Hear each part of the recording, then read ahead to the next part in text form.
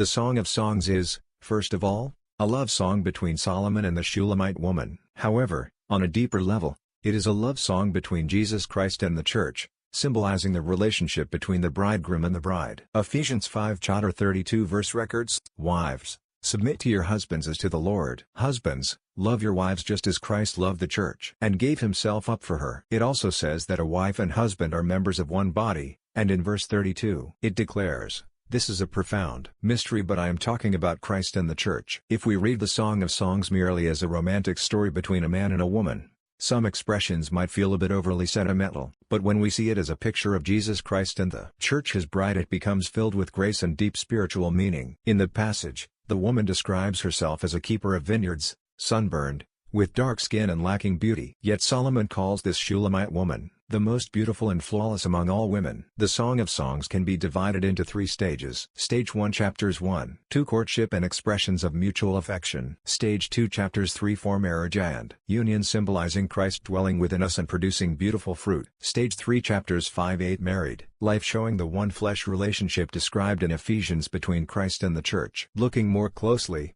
the proposal, "Arise, my love, my beautiful one, and come with me," suggests leaving the world and going into the wilderness. In 2 chapter 15 verse, "Catch for us the foxes, the little foxes that ruin the vineyards, our vineyards that are in bloom," carries the spiritual meaning that Satan tries to hinder the blossoming of God's work. Chapter 3 verse 10, "Its posts he made of silver, its base of gold," calls to mind the sea of glass and hints at the wedding banquet. Verse 11, "The crown with which his mother crowned him on the day of his wedding, the day his heart rejoiced," brings to mind the crown mentioned in Revelation. The Song of Songs contains the gospel. "Even if I feel that I am dark-skinned and without charm, Jesus has purchased me with his own blood and regards me as precious." In 4 chapter 7 verse, the Lord says, "You are altogether beautiful, my love, there is no flaw in you," showing his desire to be united with us. In verse 16, we see his heart that longs for us to bear beautiful fruit, even through trials and hardships. In 4 chapter 12 verse, "A garden locked is my sister, my bride, a spring locked,